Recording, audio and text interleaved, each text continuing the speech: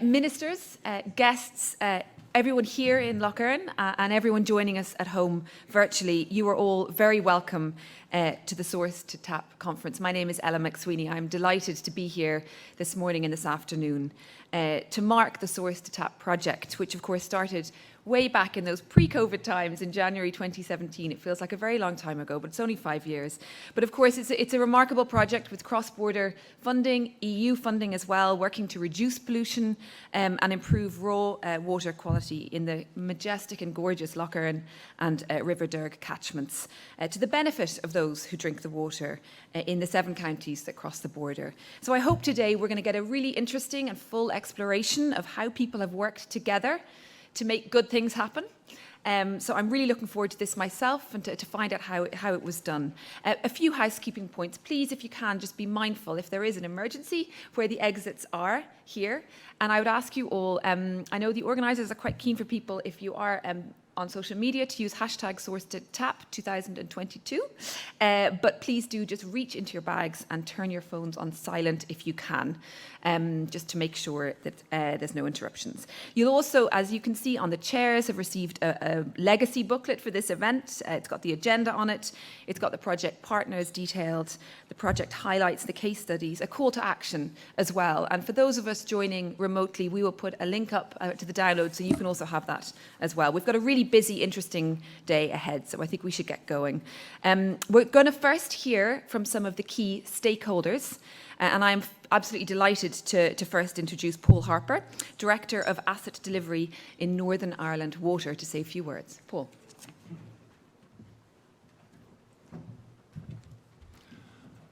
Thank you very much, Ella, and thank you everyone for attending the event today in this fantastic venue, and also those who joined us online. I'm really pleased to be here at the closeout event of this hugely significant Source to Tap project, which is the culmination of over 5 years of work by the team who are here today. The location of this event is no accident, is no coincidence, as we are right in the middle of the beautiful Lough catchment, one of 2 that you'll be hearing about throughout the day. We have an event packed full of presentations and learnings from our partners, and look forward to hearing from them all on the project and the successes. And I'd like to welcome Minister Poots, our Minister for DAERA here in Northern Ireland, and also Minister Burke, Minister of State for Planning and Local Government in Ireland. I'd also like to thank all of the presenters and attendees here today, including Ella, who is hosting the event. We would not be here today if it wasn't for the insight of the team, who understood the issues that we face in terms of water quality and the risk of pesticides and the difficulty of removing these substances from the natural bodies of water that we rely on. To achieve everything that we'll hear about today has needed funding. This project has been funded under the Interreg 5A programme, the Department of Agriculture, Environment and Rural Affairs, or DAERA, in Northern Ireland, and the Department of Housing, Local Government and Heritage, or DHLGH, in Ireland, and managed through this special EU programme body. We are eternally grateful for this funding to SEUPB and their support, and also our partners in this project. Any one organisation could undertake particular parts of this project, but it is through the power of partnership, working in collaboration, that we increase our capability. We will hear later from many of our partners throughout the day, and our partners on this project are Irish Water, and I'm pleased to be joined here by Sean Laffey on the stage this morning. AFBI, which is short for Agri-Foods and Biosciences Institute, part of the DAERA family. East Border Region, the Rivers Trust, my alma mater, Ulster University, which I'm proud to have attended, and Northern Ireland Water as lead partner. It would be remiss of me not to mention the many landowners who have engaged with us from across the catchments. I attended the launch in Castlederg of the Farm Incentive Scheme a couple of years ago, and I was amazed by the interest that there was by the local farming community and the landowners. The engagement with these landowners is a critical part of this project, and there's no substitute for the hard yards that the team has put in with this hugely important group. The value of working in partnership is that we increase our capacity, bringing together and aligning the skill set to achieve the desired outcome, which I believe we have done in this project. The water bodies that we've been working on flow between both jurisdictions. This means that both Irish Water and NI Water face the same issues. Working in partnership in this project means that we've been able to address these together, and this is a model for the future. It is hugely important that we were able to access EU funding for this project. This work was maybe not seen as core at the outset, but it has been pathfinding. It has been pathfinding in the industry and for us, for our organisations. It has brought together the stakeholders at the same time and in the same place, which might not otherwise have happened. It also proved that there is still more work that we have to do across other border catchments in the future, and it delivers good long-term outcomes, such as the environmental benefits in providing measures such as livestock fencing to reduce loss of sediment from farming practices, which allow buffer strips to establish, as well as stopping livestock from getting into the rivers and streams. It generates public benefit through the education of the children in the area, and this is hugely important for future generations, ensuring that these generations are more conscious of the water needs and the impacts of the things that we do. It equips volunteers. These are the people who have given up their time to learn about river fly monitoring techniques, which they can then use to detect changes in the water quality of the local river. And it addresses climate change through peatland restoration, which plays an important role in benefiting water quality and carbon sequestration. We see the value of integrated catchment management to bring about multiple benefits as we do our core job in supplying clean, wholesome water to the people of Ireland and Northern Ireland. We have quantified these benefits, and for every £1 invested through the Pilot Land Incentive Scheme, there will be £3.36 worth of benefits through reduced water treatment costs and improved catchment ecosystem services projected over a 30-year period. And I suspect that is a huge underestimate of what the benefits are, especially when we think about the future generations and what they will do, having learned from this programme and this project. So successful has this project been that recently I asked the Source to Tap team to do a bit of a presentation, do a bit of a lunch and learn type activity with the wastewater team in Northern Ireland Water, because there are such learnings from this project. And in the future, I see that there are real opportunities, there are parallels between water and wastewater. So it's not just about water, the learnings, it goes beyond that. And the biggest benefit is in looking at the problem through using a whole system approach, which is what we have done here. And there's no better whole system than nature herself. Given the climate and biodiversity crisis that we are currently in, we must take the opportunity to deliver environmentally sustainable solutions to problems, and that they also help us decarbonise. Unpopular as this might sound to my engineering colleagues, but the solutions for a number of our challenges will be delivered using catchment officers, not concrete. We're looking at environmental solutions for environmental problems. And I am pleased to have our Minister of Agriculture, Environment and Rural Affairs here with us today. But before I leave the stage, I would like to personally thank all of the team, the funders, partners and stakeholders, and for their part in the project. Well done. And with that, I'd like to hand over to Minister Poots and hope that you have an enjoyable conference. Thank you. Minister Poots.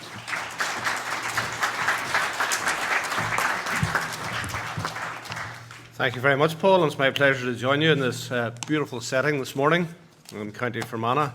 And it's a pleasure and a privilege to address this closing conference for the EU Source to Tap project. I'm aware that in the project's timeline, a huge amount has been achieved in the protection of our drinking water quality in the Derg and Erne catchments. And these two cross-border catchments provide water that serves parts of counties Fermanagh, Tyrone, Donegal, Cavan, Leitrim and Longford. And my department was delighted to have contributed match funding to the project of some €518,000, £440,000. Interreg VA has been a great vehicle for delivering collaborative projects across jurisdictions and to address common challenges faced on either side of the border. After water is the second most essential commodity on earth. We have a bit of a habit in this country, because there's a superabundance of both, of maybe treating it not as well as it should.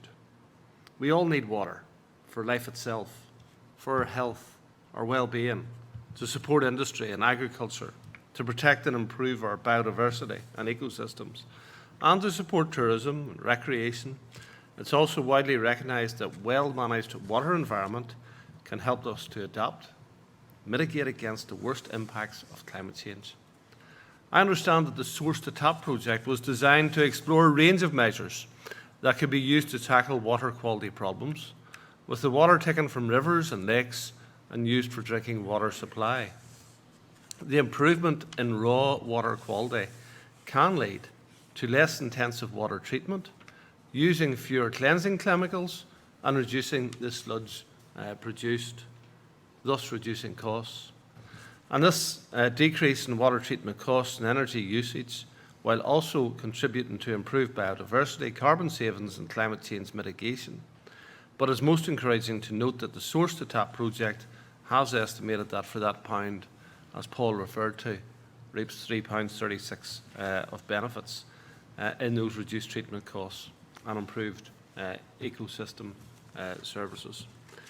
My department is responsible for the management of our water environment through the River Basin Management Plan, which includes a programme of measures which are designed to achieve good water quality. However, my department cannot deliver the actions to improve and protect our water environment on its own. We depend on our various delivery partners, such as those gathered here today, to drive improvements in our water quality.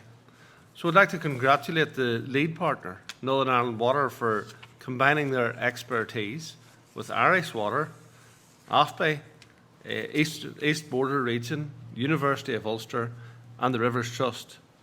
And on the hard work in bringing and delivering this project to a successful conclusion, I'd also like to acknowledge and thank all of the project partners for their invaluable contribution and my own departmental team for their input. This project represents an investment in the quality of our drinking water now and into the future, through research and new approaches to educate and inform all our citizens, as well as through innovative approaches to land and water management.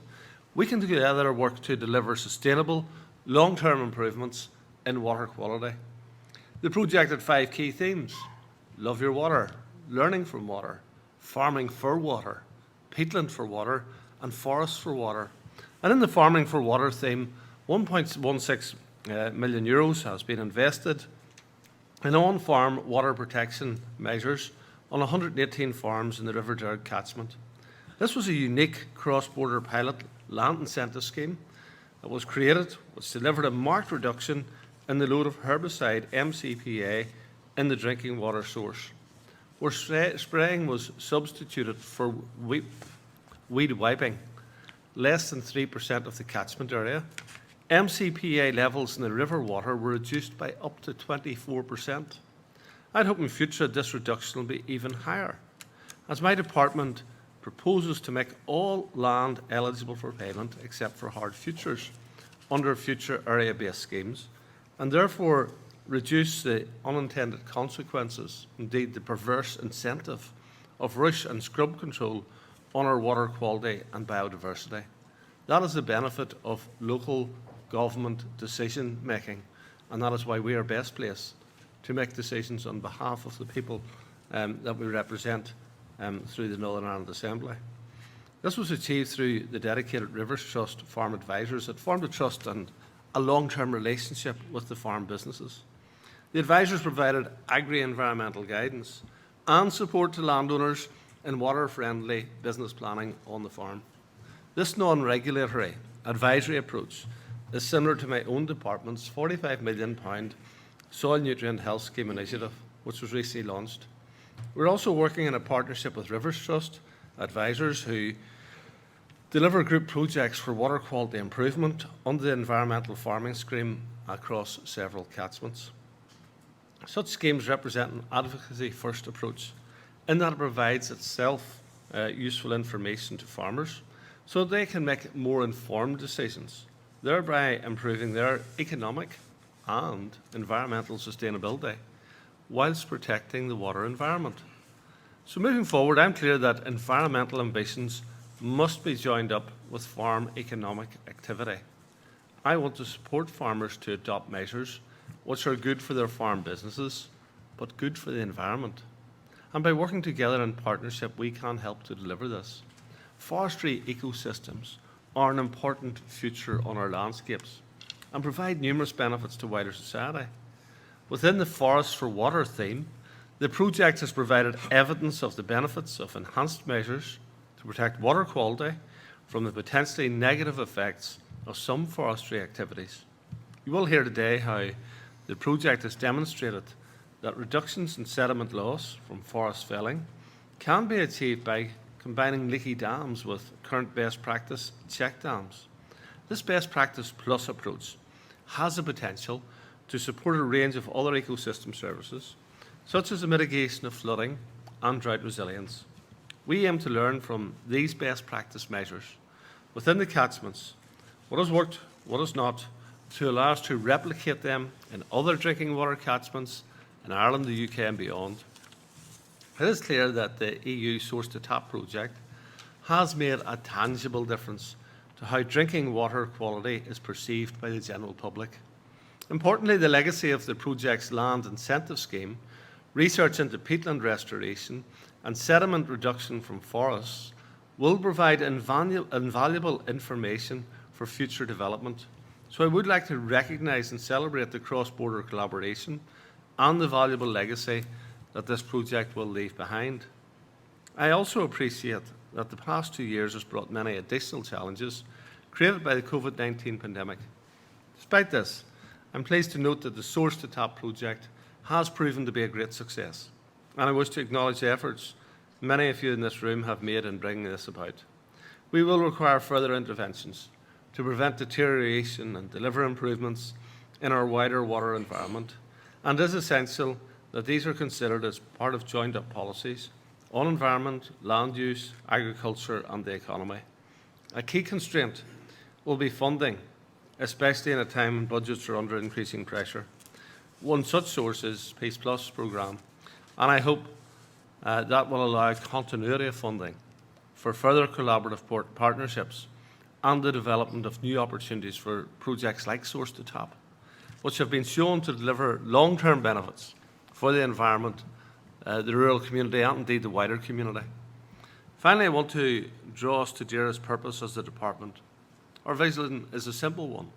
It is sustainability at the heart of a living, working, active landscape valued by everyone. Do I believe this can be achieved? Absolutely yes. Not only can it be achieved, but I have met enough of the people in our industry, our arm's length bodies, DAERA, our stakeholders, to know that it is being achieved now through projects such as this. And I wish to express my thanks to all of you for the hard work in making this project a success. And I thank you for the opportunity also to hear more about the project today and commend the progress you have made, as well as working together towards a more sustainable future for our land and water environment. Thank you very much.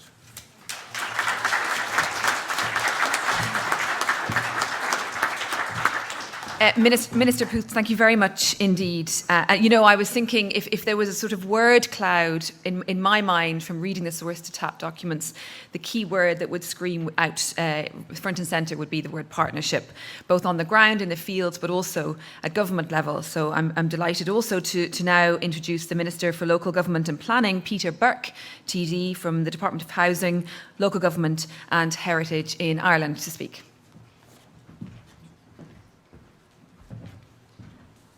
Thank you very much, Ella. Minister Poots, distinguished ladies and gentlemen, it's an absolute privilege to be here in person at what promises to be a very engaging conference. It is great to bring all key stakeholders together to mark the conclusion of the Source to Tap project and allow us to share the learnings and develop the knowledge over the term of this project. The Source to Tap project has made an excellent contribution towards the protection of drinking water sources both north and south. Water recognises no borders, and cross-border collaboration acknowledges the need for agencies on both sides of the border to work together to protect our waters.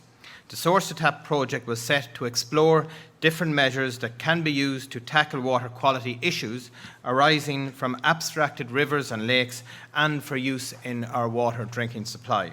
The project has piloted a range of sustainable, cost-effective measures to reduce pollution and contribute to improvements in cross-border raw water quality in the River Erne and River Derg catchment areas, which provide water and serve parts of counties Fermanagh, Tyrone, Donegal, Cavan, Leitrim and Longford. I am only too aware that we all share our waters on the island. With Northern Ireland coming out of the EU legal framework, it is so important that we maintain close bilateral connections and work together in ways to protect our waters for all of us on the island. The Interreg funding towards the EU Source to Tap project has been a very welcome development to support us in achieving this, with match funding from my own department, the Department of Housing, Local Government and Heritage in Ireland, and the Department of Agriculture, Environment and Rural Affairs in Northern Ireland. We are delighted to have provided support to this very, very important project. I understand that the important role that a healthy and well-protected water environment plays in supporting economies, and I also recognise the important interactions between water management and climate action. It is a vital issue to maintain and build our close connections by working together in new ways to protect and enhance our water quality and improve water services for everyone on this island. The Interreg funding has enabled stakeholders to come together as a partnership with a shared vision to deliver sustainable solutions to help manage water quality in our shared cross-border river basins. Irish Water has had the privilege of being a key partner in this project and, along with other project partners, developed the scope and work packages of the project. Irish Water abstracts raw water from approximately 290 surface water and 960 groundwater catchments that cover approximately 50% of the land area of Ireland. Source protection, the first line of defence of the multi-barrier approach to ensure safe, secure drinking water, and Irish Water has learned much from being involved in this very innovative project. The achievements of the project under 5 diverse teams show the wide range of issues that can affect raw water quality. The 43 volunteers have been trained in the Erne and Derg catchment to become citizen scientists and play a significant role in protecting these rivers after the project concludes. Source to Tap's education programme has reached 1,947 children, educating them about where water comes from and how it gets from our rivers to our taps. A unique cross-border pilot land initiative scheme with funding close to 1.2 million has resulted in a marked reduction in the volume of herbicide MCPA in source drinking water. The restoration of the 20-hectare peatland with carbon capture improved the water quality and support biodiversity and continue the climate change solution. Source to Tap has opened dialogue and management of catchments for all ecosystem services and provided evidence of the benefits of enhanced measures to protect water quality from the negative effects of forestry activities. The project has made a tangible difference to water quality, and importantly, the project outputs and approach to sustainable, cost-effective catchment management are accessible to everyone on the Source to Tap Project Legacy website. As highlighted by Source to Tap project, the importance of protecting and improving our water quality resources cannot be underestimated. Having good, secure water supplies, comprehensive wastewater services, and clean water are vital for protecting public health, supporting economic growth, and preserving our environment.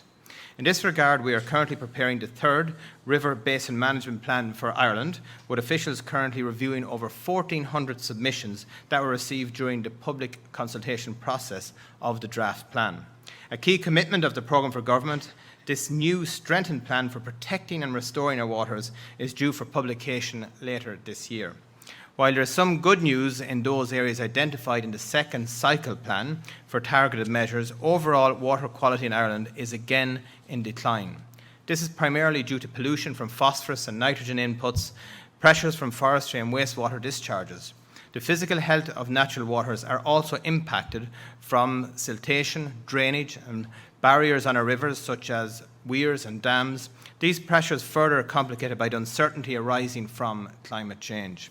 The situation is clearly urgent and requires collaborative action to halt and reverse this deterioration. These environmental pressures are putting Ireland's clean and green image at risk, as well as the livelihoods that depend directly on this image. However, for the first time since the River Basin Management Plan, making progress began in 2010. And now we have detailed estimates of the scale of mitigation measures required to significantly improve water quality, and most importantly, where those measures should be deployed. These estimates are based on the detailed technical evidence generated by the EPA, local authorities, Inland Fisheries Ireland and other state agencies over the first 2 management cycles. The draft River Basin Management Plan intends to use this data to target measures in the best locations dependent on the nature of the problem, putting the right measure in the right place. To address this decline in water quality, the plan will include key measures aimed at reducing the loss of fertilisers and soil from farmland into water, reducing physical impacts and water caused by drainage activities and barriers such as weirs, along with continued investment in urban and rural water services. To address pressures from urban runoff, such as increased rainfall patterns due to climate change, the plan will also seek to develop a strategy for the implementation of nature-based solutions at a national scale. To support the ongoing engagement of agencies both sides of the border, a joint document outlining the details of pressures impacting on our shared waters will also be published as part of our final River Basin Management Plan. Ensuring that all our water sources and resources achieve at least good status by 2027 will be challenging. However, working with all stakeholders, we can meet this challenge of protecting and improving our water quality. I will finish by thanking everyone again today. I also want to acknowledge my appreciation for my department and this very important cross-border initiative of Northern Ireland Water, Irish Water, Agri-Food and Bioscience Institute, East Border Region, Ulster University and the Rivers Trust, working collaboratively to improve water quality within our shared waters of Lough Erne and Lough Derg, as well as we look forward to this project being brought to fruition. I wish everyone a very enjoyable and productive conference, and it's been a pleasure to be here this morning. Thank you very much.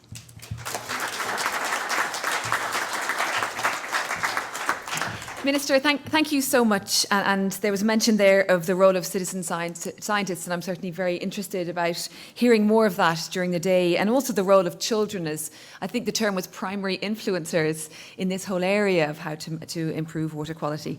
Thank you very much, Minister. I'm delighted now to introduce Paul Beattie, Managing Authority Director of Special EU Programmes Body. Of course, an astonishing array of bodies involved in this, not least the European Union. Paul. Hi everyone, and as I was saying, for those who don't know me, my name is Paul Beattie and I'm Managing Authority Director with SEUPB. Really good to be here today to help celebrate the success of this EU Interreg 5A funded project, and no better place to reflect on the success and importance of our precious freshwater systems than here at Lough Erne Resort. And some lovely stunning views there. It was really great to travel down here last night because I've been stuck at a computer screen for what feels like forever now. They don't let me out very often, but it was great to get the invite down here today. It's also given me a great opportunity to meet with you all face to face and hear firsthand what the project's been able to achieve. And obviously I'd like to congratulate all the partners, Northern Ireland Water and the other Source to Tap project partners, AFBI, the Rivers Trust, the University of Ulster, Irish Water and East Border Region Limited. Collectively, you represent a very unique cross-border partnership which has facilitated sharing of really invaluable knowledge and expertise. I believe there's a cast of thousands behind this project, so I'm not going to start naming names, but just like to congratulate Diane and all the team that have done such hard work and dedication to this particular project. I'd also like to acknowledge the match funding which has been provided to Source to Tap from Department for Agriculture, Environment and Rural Affairs in Northern Ireland and Department of Housing, Local Government and Heritage in Ireland, and without that we couldn't make this possible. These departments also work very closely with us behind the scenes on Interreg and other programmes, and I also want to take this opportunity to thank them for that. So the programme is now coming to an end with lots of projects like yours now reaching completion. So it's therefore quite an important opportunity to reflect on some of the original objectives of Interreg and highlight how they've been realised. So a significant amount of EU funding was awarded through the programme to many different water quality improvement projects that have that important cross-border impact. And water doesn't recognise borders in the same way that other things do. And €5 million for source to tap has made a really important difference. Our projects were specially designed to help overcome some of the many challenges faced by the sector and help it to meet important obligations under the EU Water Framework Directive. And water protection obviously continues to be a key priority, and the Commission recognises that access to safe, clean drinking water is essential to the functioning of a healthy society. And your project has helped to achieve this by piloting new and sustainable safeguards that will protect our water sources now and into the future. So this project's also actively engaged with lots of different stakeholders, as you've heard, including local farmers and forestry operators to reduce herbicide and sediment runoff. And that damages watercourses and negatively impacts upon drinking water quality. And I know from my previous life in local government that engaging with stakeholders and various landowners cannot be an easy task, but it's one that's produced real and tangible benefits.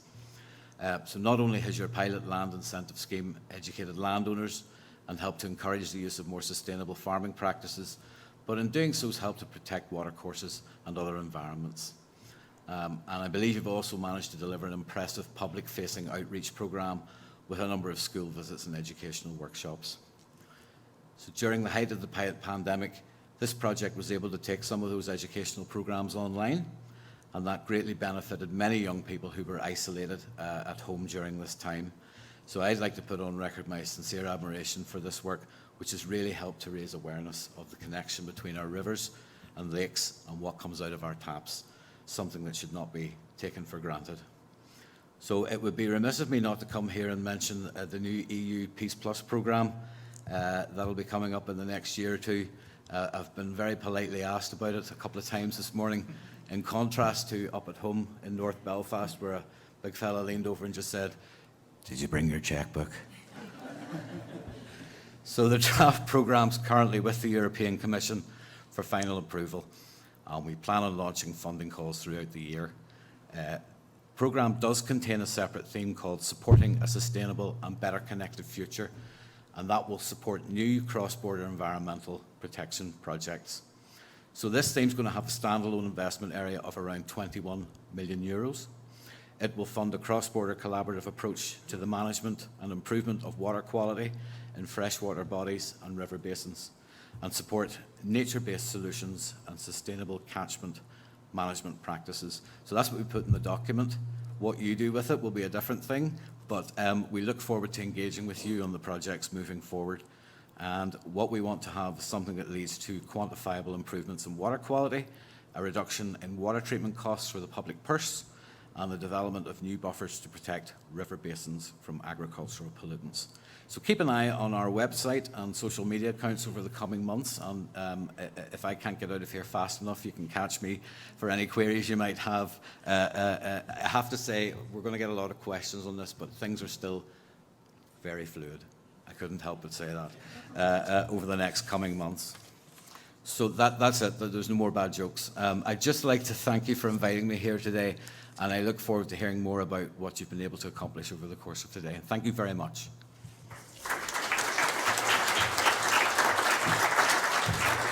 Thank you, Paul. The coffee break is coming up, and I suspect you mightn't be allowed out. I'm delighted finally to introduce Sean Laffey, Asset Management and Sustainability Director in Irish Water, of course, another partner as well.